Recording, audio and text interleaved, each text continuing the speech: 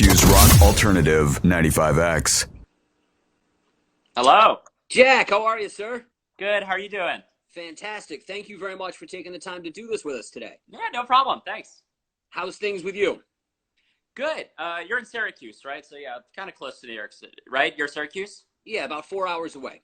Okay, far away. So around that area. Yeah. So I guess in the New York State. But yeah, so we're in New York City, which is it's like the worst spot for this because it's people they're kind of going about their normal lives when they shouldn't be.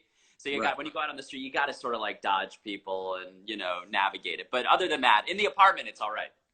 Very cool, my man. Now, you've got a few ties to Syracuse because you were one of the featured acts on our debut of the 95X Big Excuse back in the summer of 2018.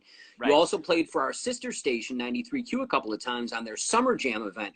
Yeah. But I think there's one detail about Syracuse that you may not be aware of that connects directly to AJR. One of your early singles was called I'm Ready, which has the obvious sample of SpongeBob SquarePants, which is voiced by Syracuse native Tom Kenny. Oh, wow. I didn't know he was from Syracuse. That's cool. And then back in the day, Tom also was a musician in a band called the Tearjerkers, who recently reunited, I think it was a couple of years ago here in Syracuse. Have you ever had a chance to meet Tom at all? No, we actually did not meet him. I would love to, though. My God, I feel like that would be a dream. Yeah. He's a very approachable guy. Very cool guy. Yeah. Good to know. Absolutely, man. Now, you guys have the new single Bang out, which I've got to say, man, from the first opening notes of that song, I was absolutely in love with it.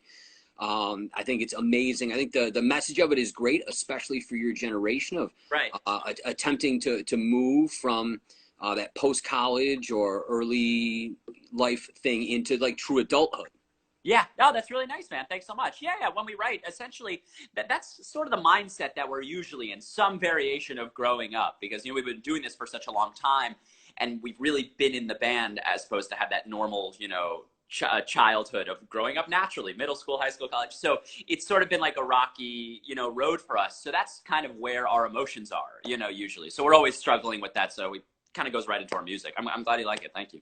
Very cool, man. Now, I saw that you had coined a term that I definitely think is apropos for the overall sound of AJR, which is theatrical trap.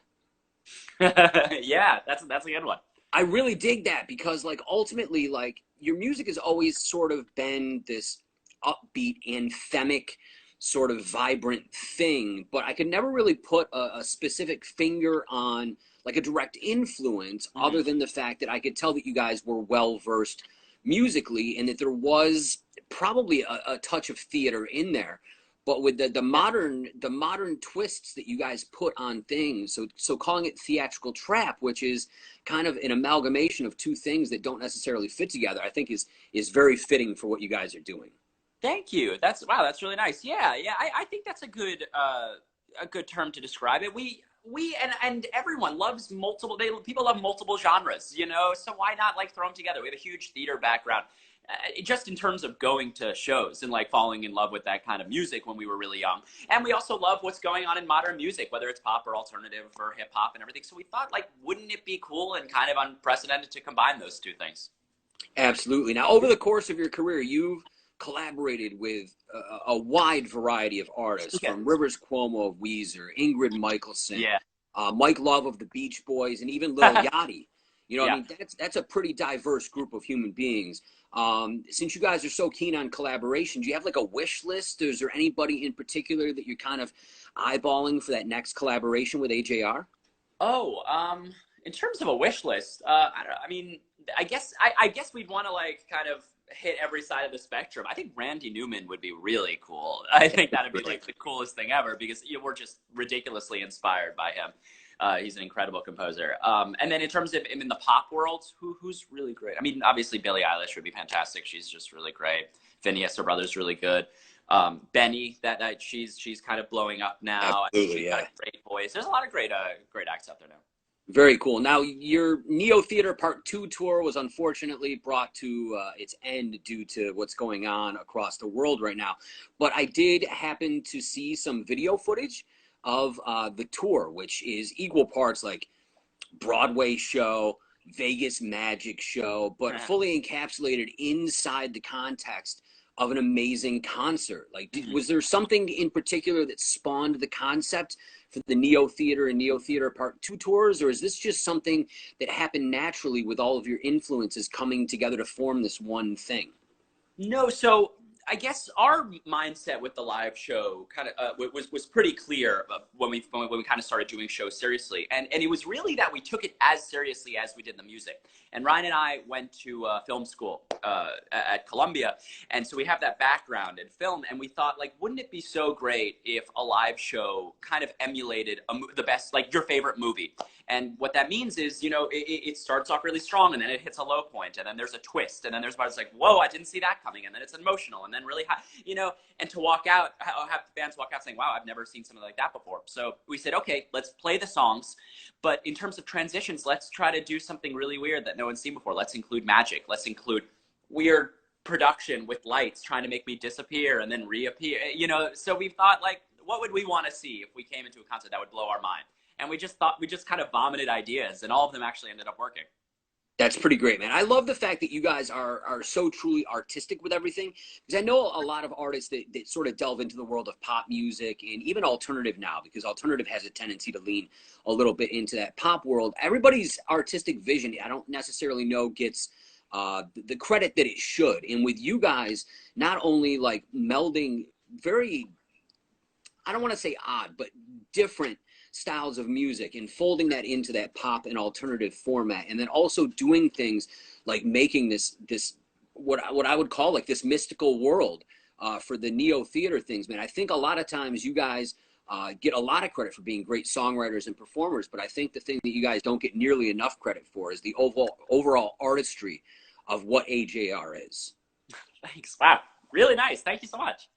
Well, over the course of time, I mean, there's artists that I think are going to connect for a very, very long time based on their artistry, because you guys are very interconnected with not only your audience, but the different segments of your audience. And that's always been what's so impressive to me, because even when Sober Up was at the height of its peak and you guys were here in Syracuse for the big excuse, like just seeing the passion that the audience had for you, when essentially at that point for radio, you were still a really new band. Right. It was the start. Yeah. And then every subsequent single has brought more people into the fold, and more passion has sort of become like this thing where, like, almost, I mean, I don't want to compare it to like the when the Beatles hit the States in the 60s, because obviously times are different and people react in different ways. But by the same token, like, you guys are slowly building an AJR army.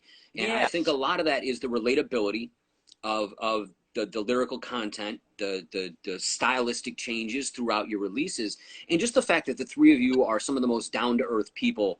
Watching you interact with your fans a couple of summers ago was literally one of the most heartwarming experiences I've had in the industry. It was great to see. Thank you so much. Wow, this is like extremely nice of you. Yeah, and we're really blown away by it too. You know, we it's not like we really had this plan to say, let's get this army. It just happened in the most natural way, and that was so cool for us. So we basically just said our truth, and like Sober Up was a perfect example. Sober Up was plainly about our fears of growing up and wanting to get back to the feeling of being young again, you know, baseline.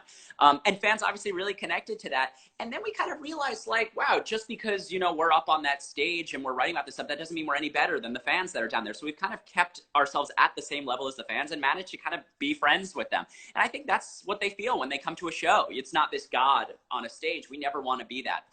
We would love to just kind of be at the same level and just kind of hang out and express these, you know, insecurities together. And you do a great job of that. Thank you. My last question is a little bit out there, because I'm not necessarily sure that your generation, my generation, have the same end goal. But back in October of last year, you guys got to play the stage at Red Rocks.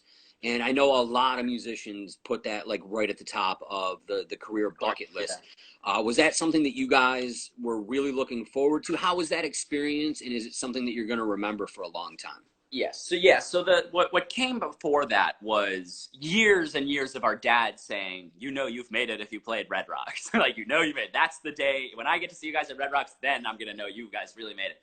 So it was years of that and us thinking that's such a fantasy. You know, it's like saying we'll play MSG, you know, something huge. But then it came, and it was like, if you were backstage, it was so emotional. Like before the show, right before we went on stage, me and Ryan were like, Ryan was crying and I was like hugging him. It was just this moment of just, oh my God, like how did this happen? When we went out on stage, you know, the point of view from on stage, it kind of just looks like a wall of people, like a wave coming over you, which is something that we had never seen before, especially in a headline setting. And it just like, it felt like we were up there for like 5 seconds. It went by so quickly because we were having so much fun. It was probably the show we'll remember most in our life. Awesome. Well, Jack, once again, I want to thank you for taking the time today. I know that there is a small army of people here in Syracuse that absolutely adore the band. And we look forward to the world getting back to not necessarily the new normal, but a better version of the old normal so that we can all interact once again. Right. Looking forward to what happens next after Bang for you guys. And, man, I think you guys have the world in the palms of your hands. Oh, that's so nice. Thank you so much, man. I can't wait to see you guys live once again. Yes, very soon. Thank you so much. Awesome. Thanks, Jack. Take care.